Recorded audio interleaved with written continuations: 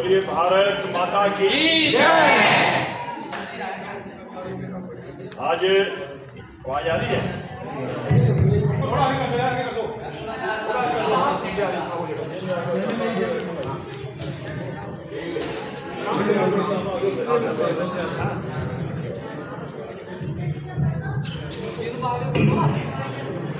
Hello भैया,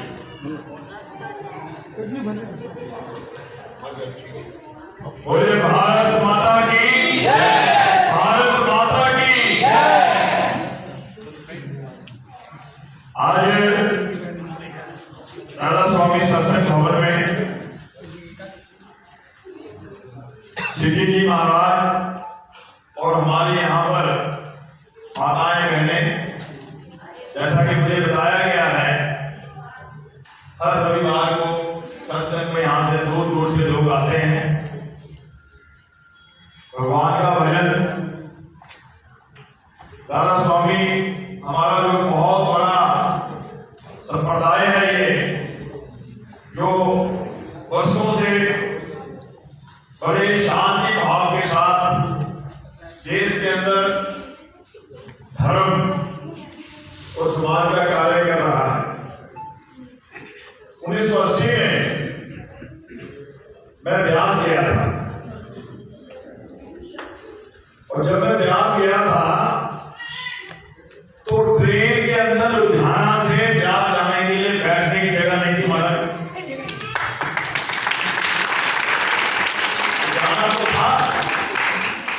जाना तो था, तो ट्रेन के ऊपर बैठ करके लुधियाना से ब्यास गए और वहां जाकर के जो संगत देखी, जो सत्संग देखा, मुझे लगा कि मैंने इतनी बड़ी तादाद में कहीं पर भी कोई सत्संग या संगत नहीं देखी। इतनी बड़ी और मैं राधा स्वामी महाराज की पुस्तकें भी पढ़ता रहा। हमारे जितने भी ये पुस्तकें हैं राधा स्वामी सत्संग की, उनमें रामायण, गीता, गुरु ग्रंथ साहब का ही मिश्रित रूप करके समाज को, देश को बताया जा रहा है, पढ़ाया जा रहा है, जो मैंने पढ़ा है। मैं सही कह रहा हूं, नहीं कह रहा हूं?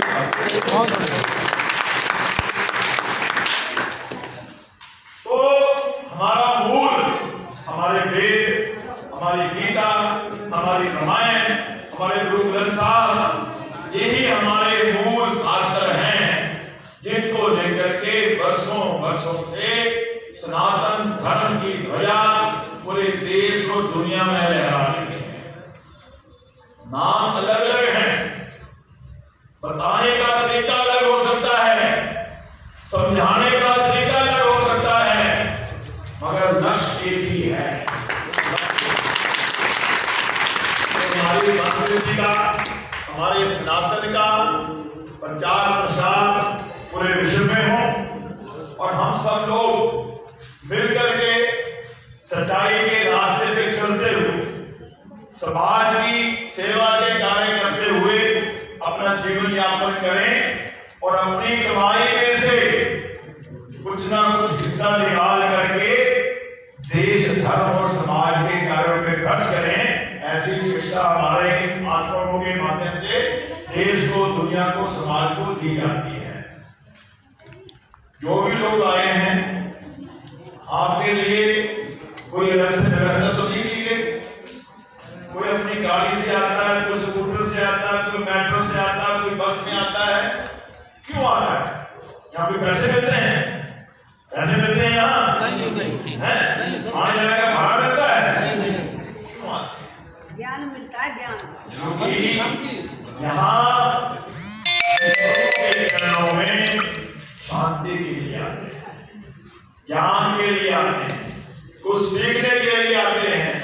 और सबसे बड़ी बात है कि यहाँ आकर के जो शांति का, अपने मन का भाव मिलता है, इसलिए बार बार आते हैं और संतों का आशीर्वाद आकर के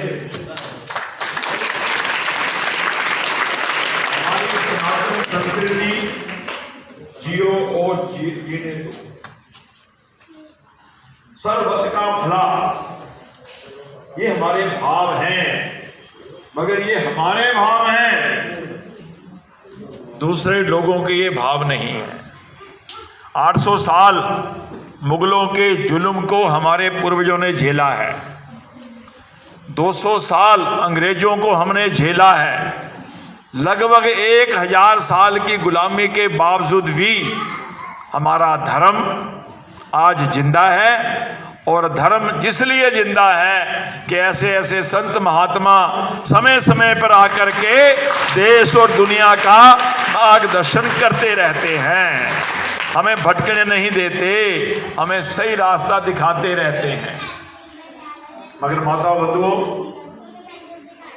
महाराज जी संत महापुरुष अपना अपना काम कर रहे हैं, मगर हमें भी तो कुछ करना चाहिए। करना चाहिए नहीं करना चाहिए? आज जिस तरह से हिंदुस्तान में मुसलमानों की आबादी बढ़ रही है नहीं बढ़ रही आबादी।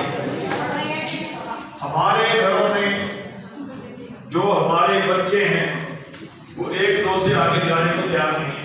तो बहन जी, बच्चे एक दो से आगे जाने को तैयार है आजकल के? एक या दो बस, इससे ज्यादा आगे जाने को तैयार नहीं है।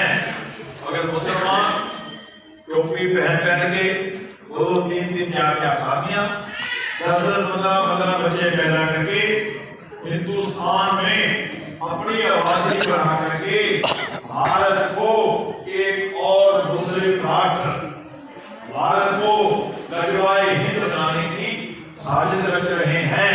ऐसा हो रहा है नहीं हो रहा है?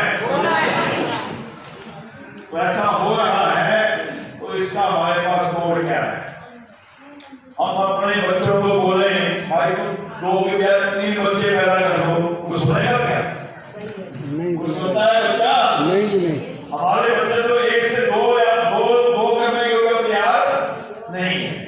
इसके 2 कारण हैं। पहला कारण तो हम समझते हैं कि मेरा देश है, ज्यादा बच्चे पैदा करेंगे उनको अच्छे से पढ़ा नहीं पाएंगे, अच्छे परवरिश नहीं कर पाएंगे, उनको अच्छा इंसान बना नहीं पाएंगे। अगर 2 बच्चों के सही से परवरिश कर दूंगा, ये आगे जाकर के देश का, धर्म का, समाज का कल्याण करेंगे, मेरा देश बढ़ेगा, मेरा परिवार उन्नति करेगा। ये मेरा राष्ट्र के प्रति, देश के प्रति पॉजिटिव भाव है। उनका भाव क्या है कि धर्म के लिए पाकिस्तान, हमसे लेंगे हिंदुस्तान। यहाँ इतनी आबादी बढ़ा लो कि हम यहाँ रह जाएंगे। खाली आबादी बढ़ाना ही मकसद नहीं है, उसके साथ साथ सबसे बड़ा मकसद क्या है कि हमारे हिंदुओं को पलायन करवाना। हमारे हिंदू कॉलोनियों में से आए दिन पलायन कर रहे हैं। पलायन क्यों कर रहे हैं? जहां ये लोग जाते हैं वह गंदगी फैलाते हैं, जहां ये लोग जाते हैं वहां मीट मांस काटते हैं, गलियों में मोहल्लों में खून बहता है, और हम हिंदू खून देख भी नहीं सकते, नफरत करते हैं। हमें नहीं सिखाया गया किसी को मारना, किसी को काटना, किसी की हत्या करनी। हमें तो कीड़ी को भी अगर मर जाए पैर के नीचे आकर के, हम तो उसको भी पाप मानते हैं। ऐसा है नहीं है?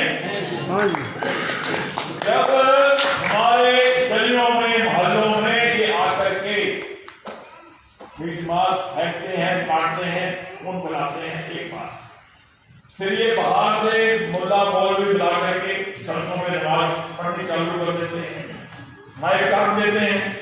अगर पढ़ने वाले बच्चे हैं हमारे, उनकी पढ़ाई दिक्कत होती है। अगर घर में बड़ा बड़ा बीमार है, उसको दिक्कत होती है, तो ये दिक्कत पैदा करते हैं, यह व्यवस्था पैदा करते हैं। गली मोहल्ले में हमारी हिंदुओं की बहन बेटियां जाती हैं, झुंड के झुंड वहां बैठे रहते हैं, भक्तियां करते हैं, उल्टी सीधी बकवास करते हैं। इनका एक ही मकसद है कि ये लोग अपने मकान यहाँ से बेच के चले जाएं। और ऐसा हमारे जमुना पार में तो खूब हो रहा है। हो रहा है हो रहा है। तो ये हो रहा है। एक तो पॉपुलेशन बढ़ा रहे हैं, दूसरा हमें पलायन करवा रहे हैं। 2 काम कर रहे हैं। तीसरा दंगा हो गया है, हम जमुना पार में दंगा होता है, दंगा किन्होंने किया? इन्होंने किया था। दंगा किसने किया? इन्होंने किया। और ये बात खाली हम नहीं कह रहे कि जितनी भी सरकारी एजेंसियां हैं, जितने भी कोर्ट हैं, उन्होंने लिख करके कह दिया है कि दंगा पूर्व नियोजित साजिश के तहत करवाया गया। दंगे का एक ही मकसद था कि यहाँ हिंदुओं को पलायन करवाएं और अगर दंगाइयों के ऊपर पुलिस गोलाबारी कर देती, 2-4-10 टोपी वालों को लुटवा देती, तो उस वक्त ये पूरी दुनिया को कहते थे पूरी हिंदुस्तान में मुसलमानों के साथ अन्याय हो रहा है, जातियां हो रही हैं, क्योंकि उस वक्त अमेरिका का राष्ट्रपति ट्रंप यहाँ आया हुआ था। उस वक्त पूरे विश्व का मीडिया यहाँ था दिल्ली में। ऐसा इन्होंने प्रयास किया जिस कारण से हमारी पुलिस ने संयम रखा। हमारा डीसीपी मरने के किनारे पहुंच गया था भोजपुर के पास, एसीपी मरने के किनारे पहुंच गया था, रतनलाल होलदार को मार दिया, पता ही आपको पता है ना पता। और अपना अंकित शर्मा आईपी का उसको इन्होंने काट के नाले में डाल दिया था। ये सब हरकतें ये लोग कर रहे हैं।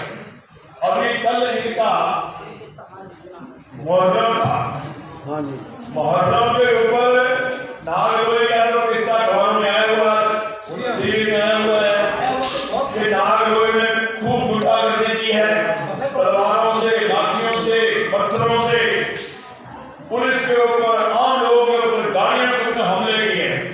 मगर यहाँ भी इन्होंने ऐसा प्रयास किया है। पुराना जो पुल है गंगा जी का, वहां से जो मार्केट में रखी है, सारी मार्केट से सिलम तक खूब तलवारों के साथ, गंडासों के साथ, लाठियों के साथ, पत्थरों के साथ जुलूस निकाला है। खजूरी में, करावल में, जहालपुर में भी खुले हथियारों के साथ इन्होंने जुलूस निकाला है। क्यों निकला? हिंदुओं को डराने, उनमें दहशत बढ़ाने के लिए। तो आज ही हमने पुलिस कमिश्नर को लेटर लिखा है कि नागलोई की घटना का तो पता लग गया है, मगर जमुनाबाद में फिर से दंगे की जो तैयारी हो रही है उसके बारे में विचार करो, सोचो। जिन लोगों ने तलवारों के साथ, डंडों लाठियों के साथ, भालों के साथ, बर्छों के साथ ये मुहर्रम का जुलूस निकाला है, उनके ऊपर सख्त कार्रवाई होनी चाहिए। तो आज हमने ये बात मुखता से पुलिस के सीनियर अधिकारियों तक पहुंचाई। तीसरा जो ये काम कर रहे आए दिन किसी घर में बाप नहीं है, किसी घर में बीमार है, भाई नहीं है, फाइनेंशियली कमजोर है, मजबूर है, उनकी इस बात का फायदा उठा करके ये हमारी हिंदुओं की बोली वाली बहन बेटियों को फंसाते हैं और अपनी लड़कियों को, हिंदुओं की लड़कियों से स्कूलों में या इंस्टीट्यूट में या ट्रेनिंग सेंटर में जहां हमारी बच्चियां पढ़ रही हैं, दोस्ती करवाते हैं। दोस्ती करवाने के बाद वो लड़की, हिंदू लड़की की दोस्ती अपने मुसलमान लड़कों से करवाती है और धीरे धीरे सहेली के चक्कर में घर में आना जाना हो जाता है। मेरी सहेली है, मेरी सहेली है, और सहेली के पीछे पीछे सहेला भी आ जाता है और वो आकर के थोड़े दिनों के बाद पता लगता है कि हमारी बहन बेटी बच्ची उसके बहकावे में आ गई। घर में जन्मदिन है, बच्ची का मोबाइल दे देते हैं, कुछ ऐसा है, घर में गिफ्ट दे देते हैं। धीरे धीरे धीरे मामला बहुत आगे बढ़ जाता है। तब हमारे पास मामला आता है कि फलाने की बेटी फलाने मुसलमान के साथ भाग गई, भगा के ले गया, नाबालिग बच्ची को भगा के ले गया। आए दिन ऐसे किस्से हो रहे हैं, है ना? बताओ बेटा, हो रहे हो? तो इसको रोकने के लिए ना वो हनुमान जी आएंगे, ना राधा स्वामी जी महाराज आएंगे, ना भगवान राम आएंगे। इसको रोकने के लिए हम सबको प्रयास करने पड़ेंगे और हमको अपनी बेटियों के बारे में चिंतन करने की, सोचने की, विचारने की जरूरत है। हमारी बहन बेटियां उनके चक्कर में ना बच जाएं, हम सचेत रहें। आजकल मोबाइल बहुत बड़ी बीमारी हो गई है। मोबाइल के माध्यम से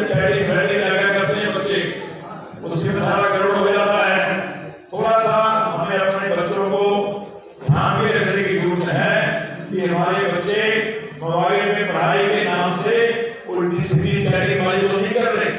अगर ऐसा कुछ हो रहा है उसको रोका जाए, उसको हटाया जाए।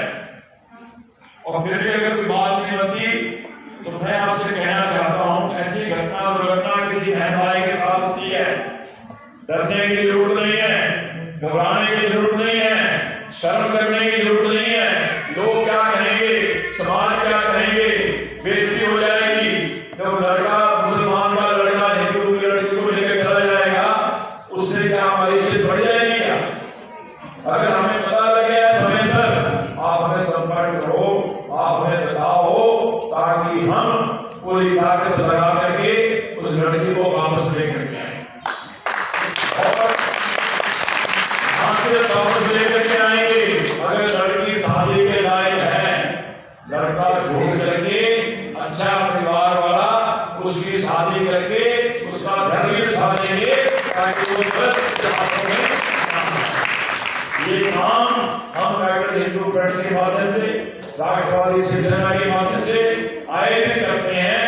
यहाँ भी यही प्रक्रिया, यहाँ भी एक लड़की 17 साल की चली गई,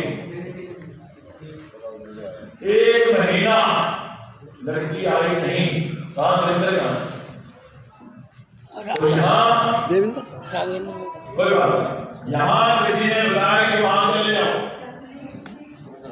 जब वो हमारे पास पहुंचे तब हम अपने लेवल पे कार्रवाई करी, उस लड़की को वापस लेकर के आए, उस मुल्ला को अरेस्ट करवाया और उसके बाद हमारी शादी की भी तैयारी उस लड़की को करने की हमने कर दी। तो हमारा ये काम जिस दिन आप 24 घंटे चलता है, किसी बहन बेटी के साथ, किसी हिंदू भाई के साथ कहीं पर भी कोई जाति अन्याय होता है तो हमें बताएं। अब ये हो गया इतिहास का मैटर। दूसरा हमें करना क्या है? देखिए, ये मुसलमान शिया भी हैं, सुन्नी भी हैं, इसके अलावा इन्हें भी 72 फिरके हैं, 72 जातियां हैं, क्योंकि जो मुसलमान यहाँ पर हैं हिंदुस्तान में, ये कोई बाहर से नहीं आए। ये सारे के सारे मुसलमान तलवार के घर के ऊपर सलवार पहनने वाले हैं। इन्होंने अपने देश में बनेंगे, तलवार से घर में सलवार पहनेगी। ये अगर थोड़ा सा पीछे जाए 200-400 साल 500 साल पहले, ये हमारे गुण है, ये हिंदुओं का कमजोर गुण है। इनके पुरखे डर गए, लालच में आ गए, भय में आ गए, इन्होंने उस वक्त इस्लाम को कबूल कर लिया। हमारे आपके पुरखे डरे नहीं, लालच में नहीं आए, लोभ में नहीं आए, इसलिए आज हम सारे हिंदू हैं। अगर हमारे पुरखे डर गए होते, हम ही क्यों कहां से होते? जब हमारे पुरखों ने औरंगजेब के समय पर, औरंगजेब ऐसा आत्महत्या जिसने ना अपने भाई को बचा, ना अपनी बहन को बचा, ना अपने भाई को बचा, वो सवा मंडलियों रोज उतार करके फिर खाना खाता था। लगभग 1.25 हिंदुओं को मार करके या मुसलमान बना करके फिर वो खाना खाता था। ऐसे दौर में भी हमारे पूर्वजों ने हमारे सनातन को, हमारे हिंदू धर्म को जिंदा रखा, इसलिए आज हम हिंदू हैं। अगर हमारे पूर्वज, हमारे बड़े बूढ़े इतनी मुश्किलों में भी सनातन को जिंदा रख सकते थे, रखा उन्होंने, तो आज मुझे लगता है इतनी मुश्किल नहीं है कि हम कुछ करना है। आज जरूरत है, वैसी बातें मत करो, 10 मिनट की बात कर जाओ, जितनी बड़ी बातें करना, 10 मिनट का काम अपना, ठीक है? शांति से मेरी बात सुनो। मैं अपने मतलब की बातें बता रहा हूँ, काम की बातें बता रहा हूँ, थोड़ा ध्यान से सुनिए। अभी हमें करना राष्ट्रीय हिंदू फ्रंट का ये प्रयास है, हम जितने भी हिंदू हैं अपनी जात पात को रखो साइड में, जातियों को भूलो, हम सारे के सारे हिंदू हैं, ऐसा भाव हमारे अंदर आना चाहिए। अगर हम सारे के सारे हिंदू जाति पाति से उठ करके इकट्ठे होते हैं तो हमारी एक शक्ति हो जाएगी, ताकत बन जाएगी। इसलिए हम ये संदेश देना चाहते हैं, जाति चाहे नहीं है, सारे हिंदू फिर भी जाति चाहे लेके सारे हिंदू फिर भी एक है। ये भाव हमें अपने आप को मजबूती देने के लिए लाना पड़ेगा। किसी मुसलमान के साथ हिंदू की लड़ाई होती है, आप देखो टोपी वाले मिनट में इकट्ठे हो जाते नहीं होते हमारी ड्यूटी और हम कहते हैं अरे तो जाटों की लड़ाई होगी मुसलमानों के साथ, फिर तो कुर्मियों की लड़ाई हुई है, फिर तो ब्राह्मणों की लड़ाई हुई है, ये गुर्जरों की लड़ाई हुई है। ऐसा होता नहीं होता हमारे यहाँ? हम जाति में बात करते हैं मगर वो सारे टोपी वाले चाहे वो शिया हैं सुन्नी है किसी भी जाति के हैं, हिंदू मुसलमान की बात आते ही सारे मिनटों में इकट्ठे हो जाते हैं और इकट्ठे होने के बाद हम अक्सर देखते हैं अगर कोई हिंदू मुसलमान का झगड़ा हुआ है, पुलिस बुला ली गई, थाने में आ गए, थाने में जाए, थाने में मुसलमान के साथ तो 50 आदमी है, 100 आदमी है, हमारे हिंदू के साथ 2 आदमी है, 4 आदमी। गलती थाने में जाकर के पता है मुसलमानों की है, मगर थाने का जो इंचार्ज होता है उनकी संख्या देख करके संख्या के दबाव में डर करके कार्रवाई हिंदुओं के खिलाफ कर देता है, उनके दबाव में। और इनका एक और फार्मूला है, जहां कहीं इनको लगता है कि हमारा हाथ दब रहा है, हिंदू भी बराबर के इकट्ठे हो गए हैं, तो ये बुरके वाला इलाका खड़ी कर देते हैं। देखो ये हमारे बुरके वाले के साथ बदतमीजी करी, ये भी इनके करने हैं। तो हमें इन सब चीजों से सावधान रहने की जरूरत है।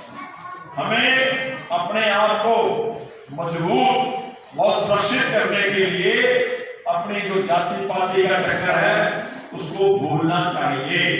हमें इस बात को भूलना चाहिए, कोई यूपी से आया, कोई बिहार से आया, कोई कहीं से आया है, हम कहीं से भी आए हैं, ये दिल्ली हमारी हिंदुस्तान की राजधानी है, ये दिल्ली भी हमारी है और ये देश भी हमारा है।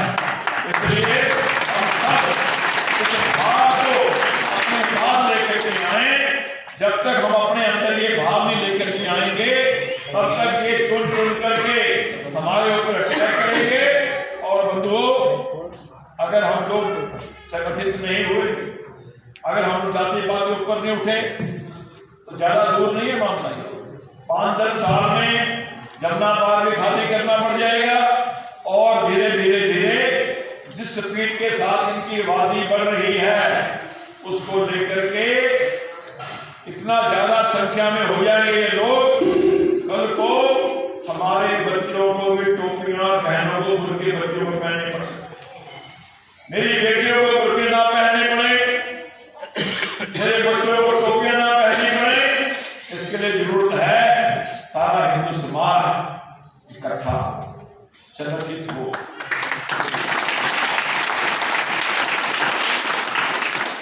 अभी आप सबको मालूम होगा यूसीसी समाज नागरिक न्याय संहिता कानून बनने की बात हो रही है।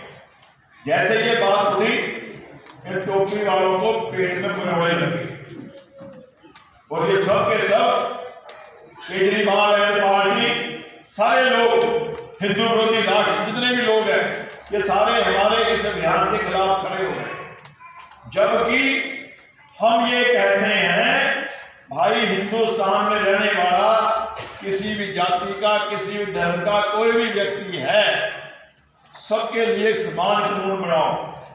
आज जो हम 80% हिंदू हैं देश में, जो 80% हिंदुओं को हक मिला हुआ है, हम कहते हैं वो भी इनमें दे दो, सबको बराबर कर लो, मगर इससे भी इनको परेशानी है। इनको लगता है अगर यूसीसी लागू होगी ये 4-4 शादियां जो करवाते हैं वो बंद करनी पड़ जाएगी, 10-10, 15-15 बच्चे पैदा करने बंद कर जाएंगे।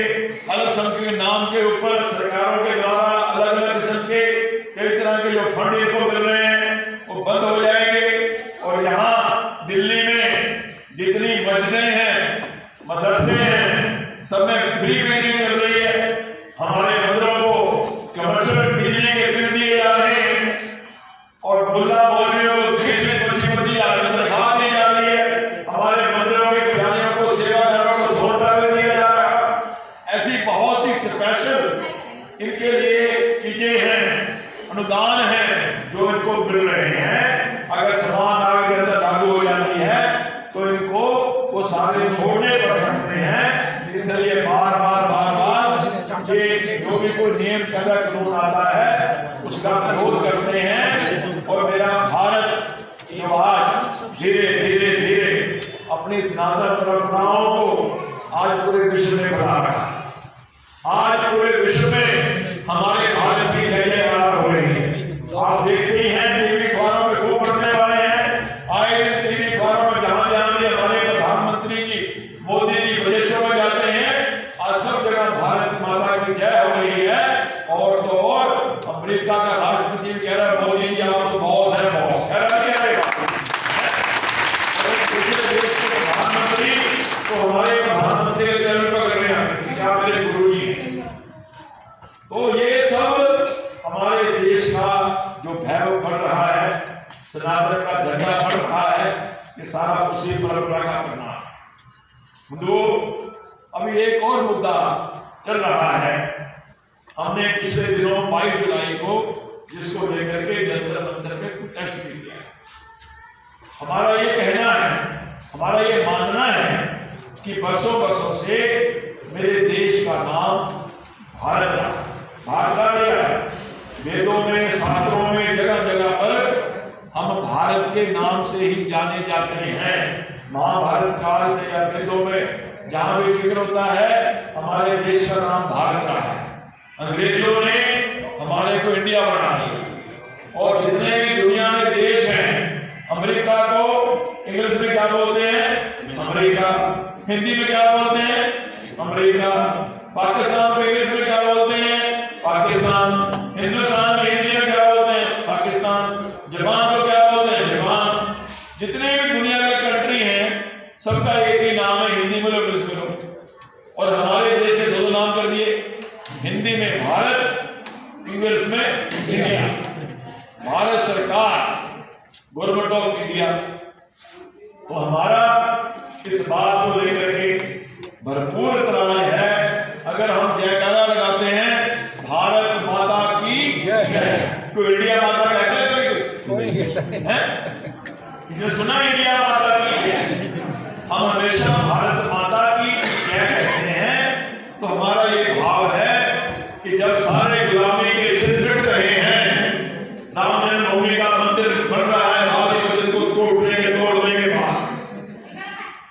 जम्मू कश्मीर में धारा 370 हटा दी गई है। इंडिया गेट के ऊपर नेताजी सुभाष चंद्र बोस की प्रतिमा लगा दी गई है। औरंगजेब का नाम अब्दुल कलाम रोड रख दिया गया है। ऐसे बहुत से गुलामी के प्रतीक हैं जो धीरे धीरे धीरे हटाए जा रहे हैं। तो हमारा मानना है कि मेरे भारत का नाम सिर्फ भारत होना चाहिए, इंडिया नाम अब हटना ही चाहिए। इसको लेकर के भी हम अभियान चला रहे हैं। ऐसा होना चाहिए, नहीं होना चाहिए? होना चाहिए। तो अब मैं बात कर रहा हूं जो अपना मुद्दा है बिजली का, जिसके लिए आप